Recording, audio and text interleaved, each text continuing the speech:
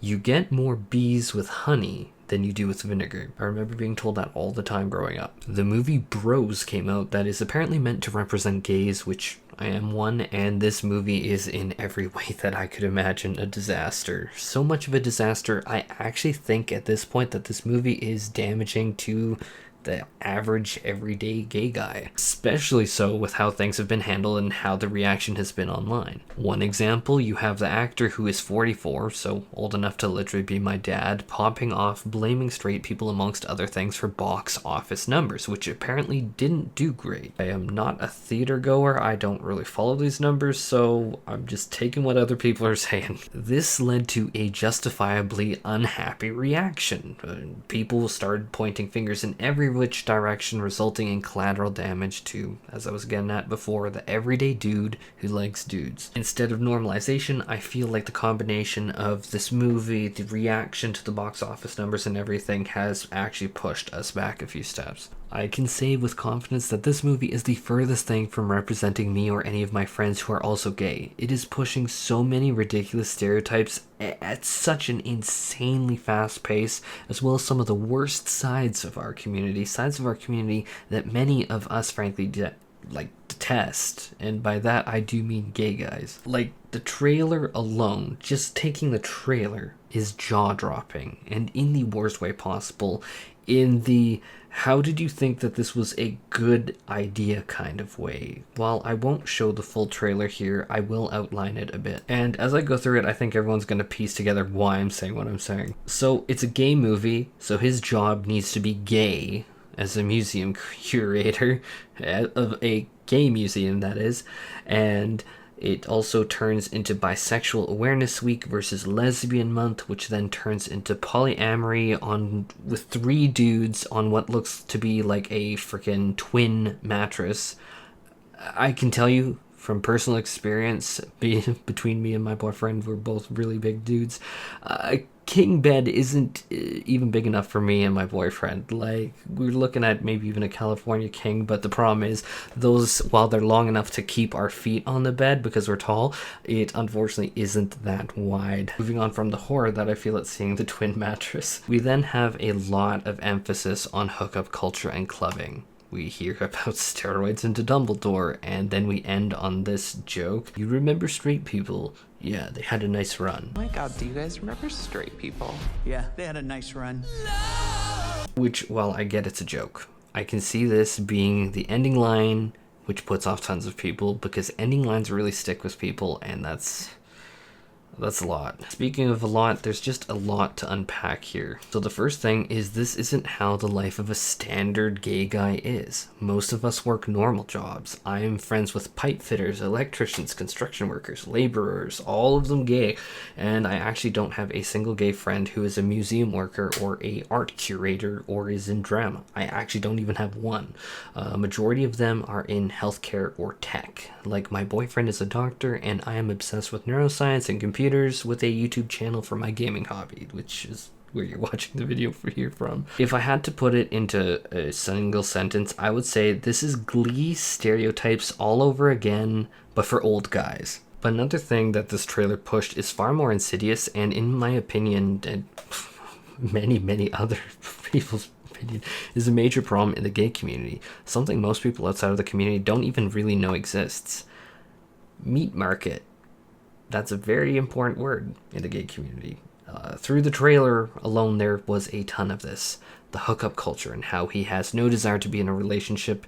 Big, muscular dudes dominating the scene and being desirable, trying to pick up some guy at the club. But the hookup culture, huge emphasis, even just in the trailer. It takes up a lot of time in it. The actor even makes the point of, do you like these broy meathead idiots? It's all about the meat market. That's what you're looking for. You're looking through a shelf of meat for the best looking piece of meat. Which, let's say that you're trying to appeal to the gay market. That alone will make many people just check out of the trailer, because that's something that we have lived. That's a lived experience. And for the record, I'm not shaming hookup culture. Hookup culture is fine. It's not my choice. Everyone should have the right to choose, though, for themselves. But I, in my entire life, have had 3 partners that way. One of which I never gave permission to, but that is a story not being brought up here. But in sum total, I have had 3. total, which is pretty normal.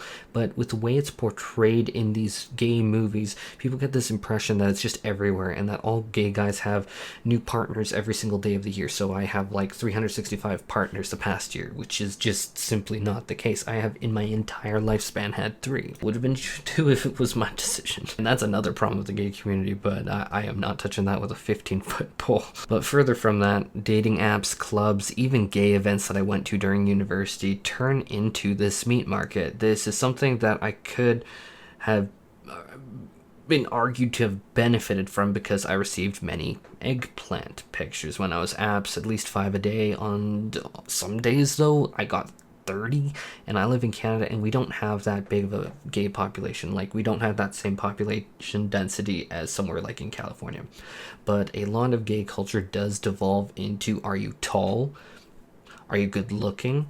Are you muscular? And if you don't meet that cutoff, you get thrown into the dumpster. That's one of the biggest, most repulsive secrets of our community, and any gay guy can tell you that's a fact. There's a reason, even so many years ago, it's actually been quite a long time now, that there was a drag queen named Kimchi, who's still really rocking it, who made a song on RuPaul's Drag Race called No Fats, No Femmes, No Asians, because that was, and still to this day, is a major part of gay culture, and it obviously results in a lot of hurt. Because I know that a lot of straight people are going to watch this, that means if you're Asian, no one will date you.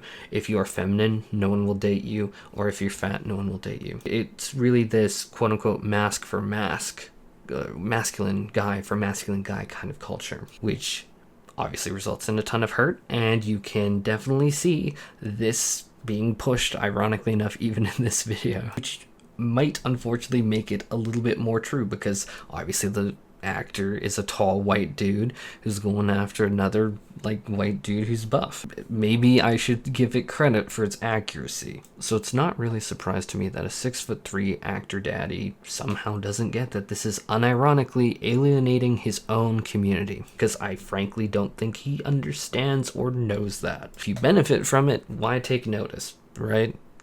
But beyond even that, a lot of gays aren't into clubbing. They aren't into hookups. And that entire end of the gay world isn't for them, which would be me.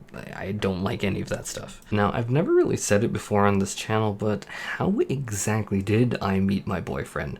Was it in a club with someone saying, "Oh my god, he's the hottest guy in the room"?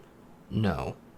It was through a pharmacology course in university where we were learning about the math of pharmacokinetics, and we were talking about some of the material, talking a little bit of shit as well, and we were talking about Mass Effect and Dragon Age. 2 amazing video games that I still love to this day, and we bonded over those connections, and all these years later we're still together. Of course, he's gone hotter, bigger, more muscular, he's got his doctorate, but I fell in love with him for him, and he fell in love with me for me, and who we were as people through that shared weird nerdy bond that we had.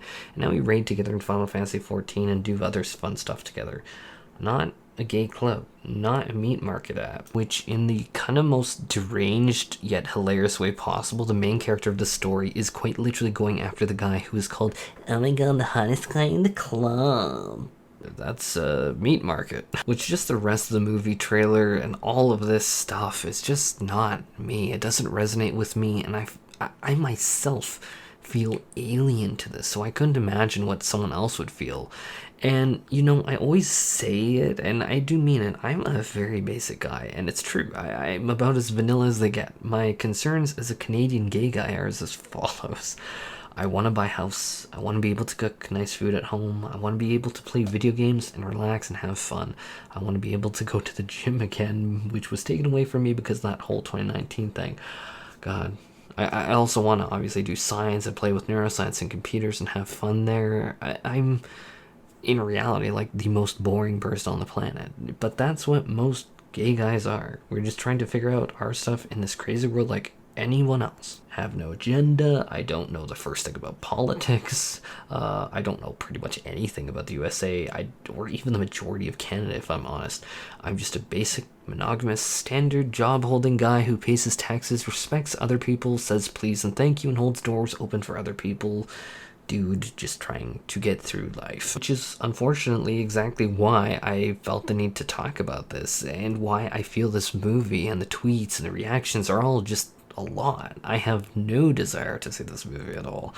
I think from everything that's come about from it that it's actually hurt the gay community at large. It's definitely not representing normal gay life. It's not. It's representing a severely niche set of stereotypes, which, for the record, I have nothing against. But portraying this as a homophobic statement because people don't want to see a movie, especially in a time with current economic inflation, people saying there is a recession around the corner and the rest is just like, dang, dude, that's a lot. To me personally, I just think his responses, this movie is just totally tone deaf to what the majority of your average gay guys are going through. He's rich, tall, all these other factors, and it's just like, I think that this is unironically very disconnected. This is not your average guy who's working an average job. Like, damn, dude, hashtag tone deaf.